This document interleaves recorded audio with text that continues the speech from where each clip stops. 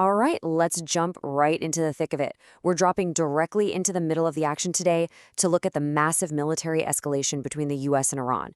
Look, we are 126 days into an incredibly intense, virtually uninterrupted conflict, and new reports released by US Central Command show us that the scale of these operations has just expanded dramatically. To make sense of all these breaking reports, we're going to break this explainer down into four organized fronts. First, the battle for the Strait. Second, those first-ever sea drone strikes.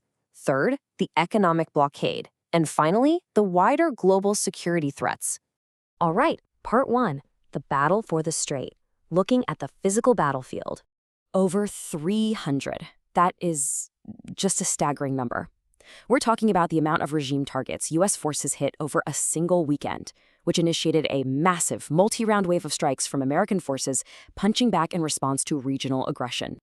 Now, what's really fascinating here is the absolute tit-for-tat dynamic playing out, but with wildly different strategies. On one hand, you have the U.S. hyper-focused on military infrastructure inside Iran, taking out the assets used to manage shipping in the Strait, missile and drone sites, naval assets, ammo depots. But Iran, their response is to look outward. They're striking at neighboring countries, specifically targeting U.S. assets in Bahrain, Jordan, Kuwait, and Oman, all while going after civilian commerce ships traveling outside the routes designated by the Islamic Republic. So why the Strait? Well, as Mark Wallace from the think tank United Against a Nuclear Iran points out, for the current regime, controlling the Strait of Hormuz is essentially their desperate effort to assert dominance in the region. It's their ultimate leverage point. And on the flip side, the Iranian armed forces have publicly declared they won't back down, warning they'll forcefully deal with what they call a pirate U.S. military operating outside their designated routes. But we really need to pause and look at the human stakes here. It's so easy to just picture giant metal ships on the water, right? But these are civilian commerce vessels crewed by innocent people from all over the globe. Since this recent wave escalated, at least 4 of these civilian ships traveling outside Iranian-designated routes have been struck. This is, without a doubt, the deadliest impact of the maritime conflict. Innocent mariners literally caught in a deadly crossfire. Moving on to part 2, first-ever sea drone strikes. A historic shift in maritime warfare. Okay, this is where it gets crazy from a tech perspective. U.S. Central Command recently announced a massive and, honestly, slightly ironic technological milestone. For the first time in U.S. history, sea drones were used for offensive attacks against an enemy. And the wild part? This tech, which was built by a company operating down in the Texas-Louisiana area, was actually originally designed for pilot search and rescue missions. Now that life-saving tech has been completely weaponized into unmanned, one-way attack vessels.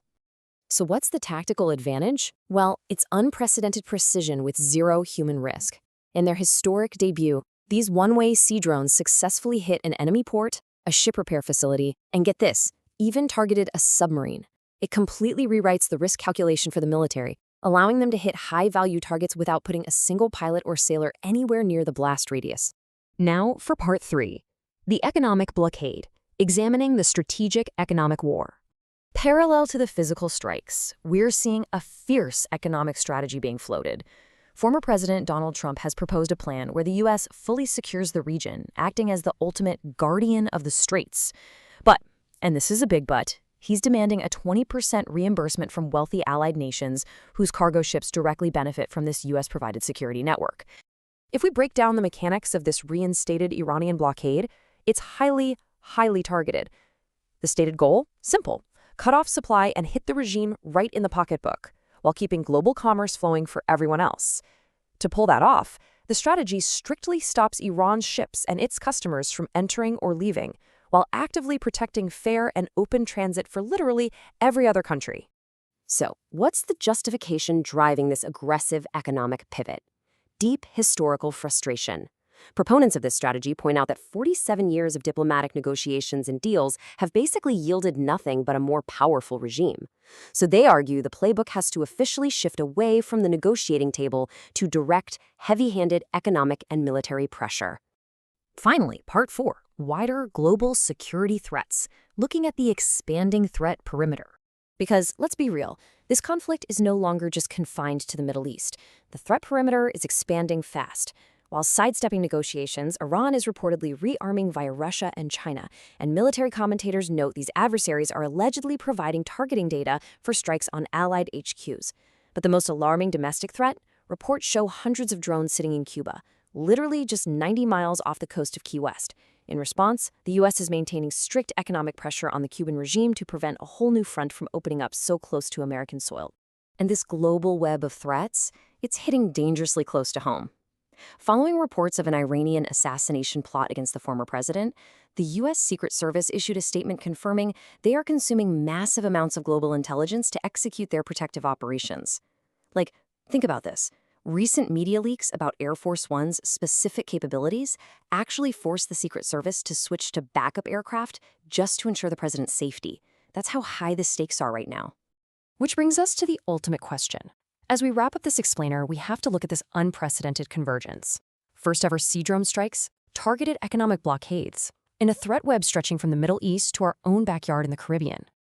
How does a conflict fought simultaneously on all these fronts permanently reshape the very future of international trade and security? It definitely makes you wonder if the traditional rules of warfare even apply anymore. Thanks so much for joining me today, and keep questioning how these interconnected layers are shaping our world.